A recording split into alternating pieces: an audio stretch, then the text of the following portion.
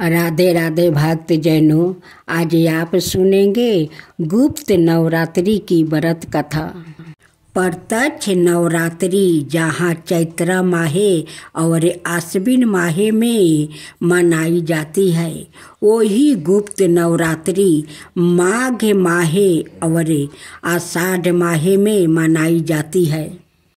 नवरात्रि एक संस्कृत शब्दों है जिसका अर्थ होता है 9 रातों का समय। इन 9 रातों और 10 दिनों के दौरान शक्ति यानी देवी की पूजा की जाती है।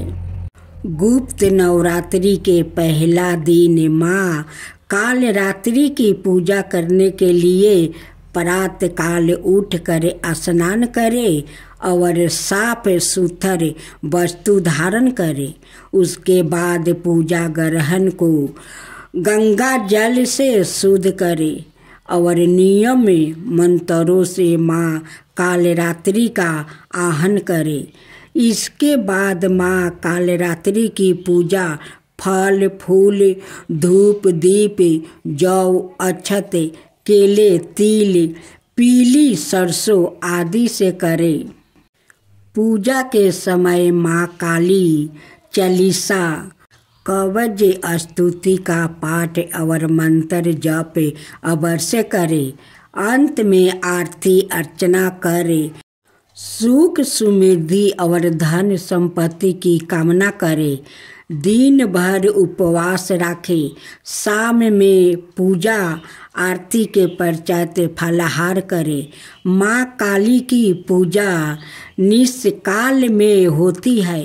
अतः रात्रि के समय में माँ की उपासना और मंत्र जप अवश्य करे।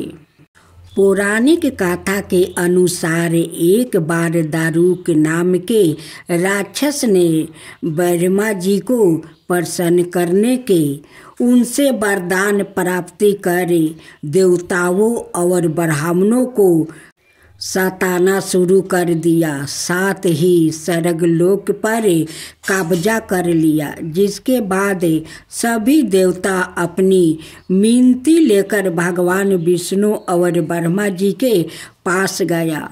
ब्रह्मा जी ने सभी देवताओं को बताया कि इस दुष्ट का संहार एक स्त्री के द्वारा ही हो सकता है। यह सुनकर सभी देवता भगवान शिव के पास गया और उन्होंने भगवान शिव को पूरी बात बताई। देवताओं की बातों को सुनने के बाद भगवान शिव ने माता पार्वती की ओर देखा। माता पार्वती इस पर मुस्कुराई और अपना एक अंश भगवान शिव में प्रवाहित कर दिया। जिसके बाद भगवान शिव के कंठ से विष से उस अंश ने अपना आकार धारण किया। उसके बाद भगवान शिव ने अपना तीसरा नेत्र खोल दिया। उसके इस नेत्र से विकराल रूप वाली माँ काली उत्पन्न हुई। माँ काली के लालट में तीसरा नेत्र और चंद्र रेखा थी। माँ काली के भयंकर वो विशाल रूप को देख देवता सिद्ध लोग भागने लगे। उसके बाद माँ काली का दारुक और उसकी सेना के साथ भयंकर युद्ध हुआ। माँ काली ने सभी का वध कर दिया, लेकिन माँ काली का क्रोध शांत नहीं हुआ और माँ काली के इस क्रोध से संसार भी जलने लगा। यह सब देख भगवान शिव ने एक बालक रूप धारण किया और शमशान में लेट कर रोने लगे। जिसके बाद माँ काली उन्हें देखकर मोहित हो गई।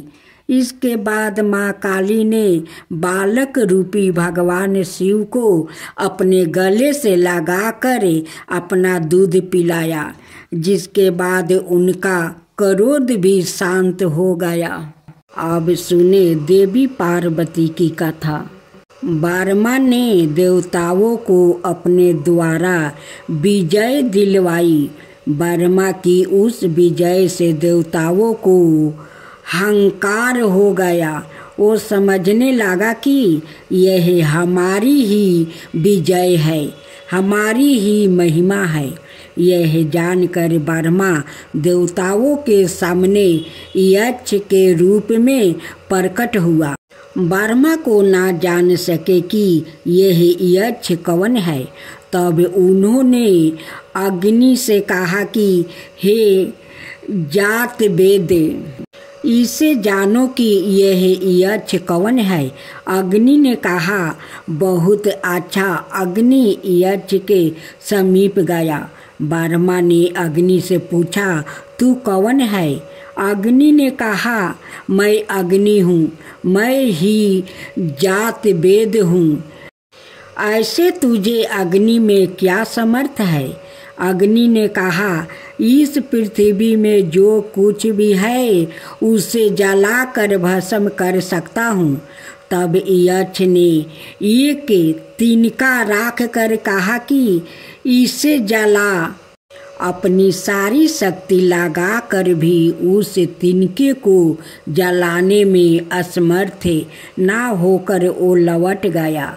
वो उस यक्ष को जानने में समर्थ ना हो सका। तब उन्होंने बाहु से कहा, हे बाहु, इसे जलाने कि यह यक्ष कौन है? बाहु ने कहा, बहुत अच्छा। बाहु यक्ष के समीप गया। उसने बाहु से पूछा, तू कौन है? बाहु ने कहा, मैं बाहु हूँ, मैं ही मातरीश्वर हूँ। ऐसे तुझे बाहु में क्या समर्थ है? बाहु ने कहा, इसे पृथ्वी में जो कुछ भी है उसे ग्रहण कर सकता हूँ।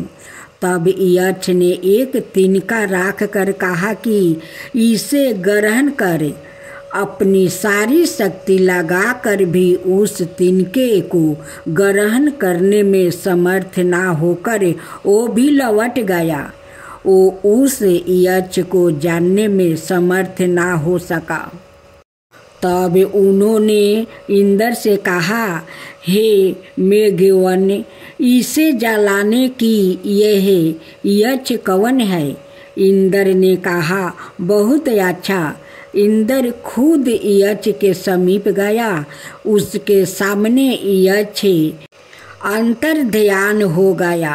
वो इंद्र उसी आकाश में आतिशिया शोभा युक्त देवी हेमवती उम्बा पार्वती को देखा और उनके पास आ पहुँचा और उनसे पूछा कि यह यक्ष कौन था। देवी पार्वती ने स्पष्ट कहा कि वो यक्ष बर्मा है। उस बर्मा की ही विजय में तुम इस प्रकार महिमान्वित हुए हो। तब से ही इंद्र ने यह जाना कि यह बर्मा है। इस प्रकार यह देव जो कि अग्नि, बाहु और इंद्र है, अनाय देवों से श्रेष्ठ हुआ। उन्होंने ही इस बर्मा का समीप अस्त्र स्पर्श किया और उन्होंने ही सबसे पहले देवी के द्वारा जाना कि यह बर्मा है। इसी प्रकार इंद्र अनाय सभी देवों से अति श्रेष्ठ हुआ। उसने ही इस बर्मा का सबसे समीप अस्त्र स्पर्श किया। उसने ही सबसे पहले जाना कि यह बर्मा है। इसके अलावा और भी कई उपनिषदों में देवी पार्वती का वर्णन मिलता है, जहाँ देवी कुछ अलग नाम से भी जानी जाती है। अब सुने पूर्व जन्म की कथा। पार्वती पूर्व जन्म में दक्ष प्रजापति की पुत्री सती थी और उस जन्म में भी वो भगवान शंकर की ही पत्नी थी। सती ने अपने पिता दक्ष प्रजापति के यज्ञ में अपने पति का अपमान ना सह पाने के कारण सवाए को अग्नि में भस्म कर दिया। भगवान शंकर को जब ये बात पता चली तो उन्होंने वीरभद्रा के रूप में दक्ष प्रजापति के यज्ञ को नष्ट कर दिया। भगवान शिव सती के शव को लेकर दंडवत करने लगा। उसी समय भगवान विष्णु ने अपने सुदर्शन चक्र से माता सती के शव को 51 भाग कर दिया। जहाँ जहाँ माता सती के ये अंश गिरे वहाँ शक्ति पीठ की स्थापना हुई। अगले जन्म में माता सती पार्वती बनकर हिम नरेश हिमवन के घर अवतारित हुई। पार्वती को भगवान शिव को पति के रूप में प्राप्ति करने के लिए वन में तपस्या करने चली गई। अनेक वर्षों तक कठोर तपस्या करके घोर तपस्या की। तत्पश्चात बैरागी भगवान शिव ने उनसे विवाह करना स्वीकार किया। भगवान शंकर ने पार्वती के अपने पति अनुराग की प्रतीक्षा लेने के लिए सप्त ऋषियों को पार्वती के पास भेजा। उन्होंने पार्वती के पास जाकर उसे यह समझाने की अनेक प्रयत्न किया कि शिव जी अघोर अमंगल भेषधारी और जाटाधारी है और वो तुम्हारे लिए उपयुक्त वर नहीं है। उनके साथ विवाह करके तुम्हें सुख की प्राप्ति नहीं होगी। तुम उनका ध्यान छोड़ दो। किंतु पार्वती अपने विचारों में दृढ़ रही। उनकी दृढ़ता को देखकर सप्त ऋषि अत्यंत प्रसन्न हुए और उन्हें सफल मनोरथ होने का आशीर्वाद देकर शिव जी के पास वापस आ गया। सप्त ऋषि से पार्वती के अपने प्रति दृढ़ प्रेम का वृत्तांत सुनकर भगवान शंकर अत्यंत प्रसन्न हुआ। सप्त ऋषियों ने शिव जी और पार्वती के विवाह का लगन मुहूर्त आदि निश्चित कर दिया। निश्चित दिन शिव जी बारात लेकर हिमालय के घर आया। वो बैल पर सवार थे। उनके एक हाथ में त्रिशूल और एक हाथ में डमरू था। उनकी बारात में समस्त देवताओं के साथ उनके गण भूत प्रेत पिशाच आदि भी थे। सारे बाराती नाच गा रहे थे। सारे संसार को प्रसन्न करने वाली भगवान शिव की बारात अत्यंत मन मोहक थी। वर्मा जी की उपस्थित में विवाह समारोह शुरू हो गया। इस तरह शुभ घड़ी और शुभ मुहूर्त में शिव जी और पार्वती का विवाह हो गया और पार्वती को साथ लेकर शिव जी अपने धाम कैलाश पर्वत पर सुख पूर्वक रहने लगा।